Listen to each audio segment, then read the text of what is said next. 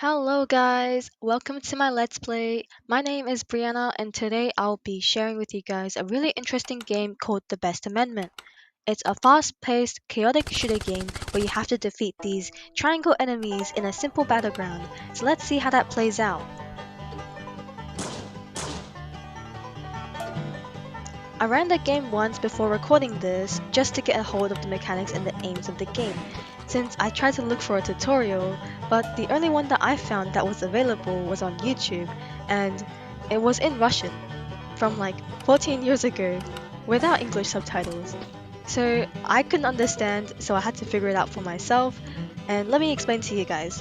So essentially what I've learned is that you start off as this little white triangle, which I actually find the character so cute, like look at its little face.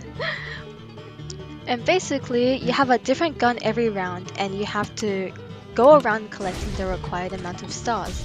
It shows in the bottom right corner, and you know you've collected all of them when it says OK. But there's also a time limit, so if you can't get all the stars within that time frame, you will be put to the start of the level. You also have 3 lives, and your goal is basically just to survive as far as you can. You move with the keys WASD and you shoot with your left mouse click, which is pretty simple. So, you may want to ask me through the screen, what makes this game special? It just sounds like those simple shooter games similar to ones you've played or seen people play before, right? Wrong. This is actually the interesting part. Well, to me at least. But basically, as the levels go by, the enemies will increase, similar to many other games you've played. But I didn't figure this out until the second time I played, and essentially, the next level's enemies will be you from the previous levels. It's a bit complicated, but as an example, if I had a rocket launcher in level 3, my level 4's enemy will have a rocket launcher doing the exact same moves as me previously.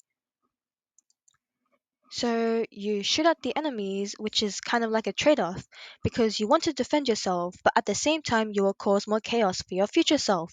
So a good tactic if you want to play the game is that further in the levels, you can let the other enemies kill each other rather than you adding to the gunshots. I think this is a really clever way to show the tension between safety and freedom.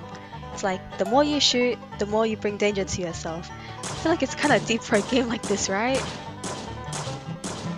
Anyways, when you die, it will tell you that you have been killed by your past self, which is referring to you from your previous level.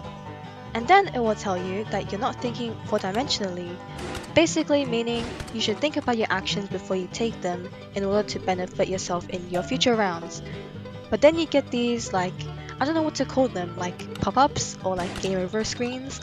And for this one, it generated an ink block, which gives you some rather interesting options, which I'll let you read them for yourself. But I'm not quite sure how this contributes to the game. However, I suppose it's kind of a way to test your thinking, just in an odd manner. Though every time you die in the next times, it will give you a different pop-up, which I think is an interesting addition to the game.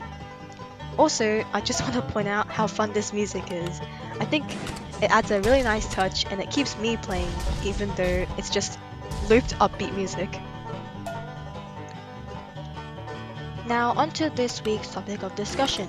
For week A, we are doing game violence, which you all should know, and I believe this game is very unique in its way of portraying deeper themes like control and consequences of violent action. You may not even think this way when you initially play like myself, but all your actions will ultimately have a consequence on yourself. At its core, the Best Amendment uses violence as its primary mechanic. Much like other action-oriented games such as Assassin's Creed, God of War, Resident Evil, the list goes on.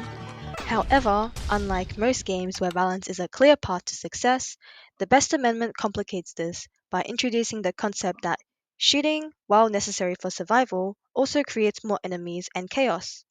This is a direct metaphor for the argument that violence often breeds more violence, a common theme in debates surrounding violent video games. In most games, violence is a tool that players will use to quote unquote win, and its consequences are often limited to the game world itself.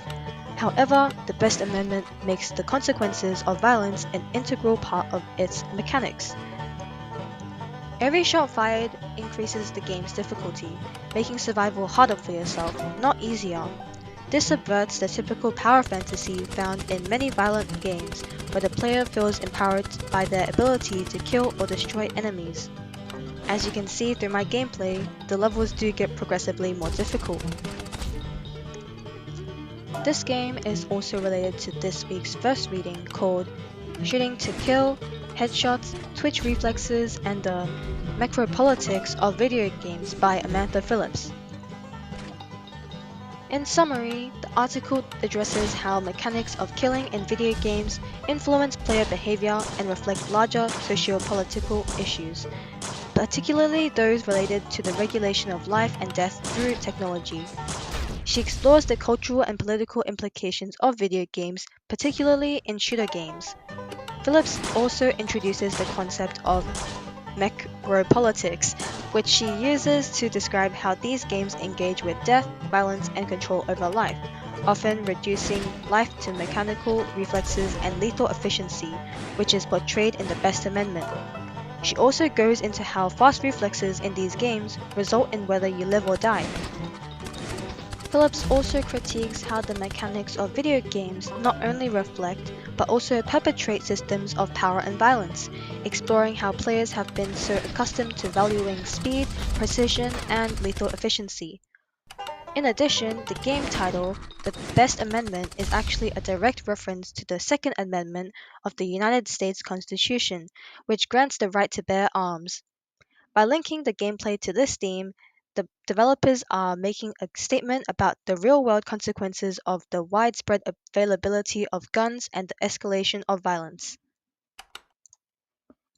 Many violent video games place players in scenarios where they are forced to engage with combat as a means of progression.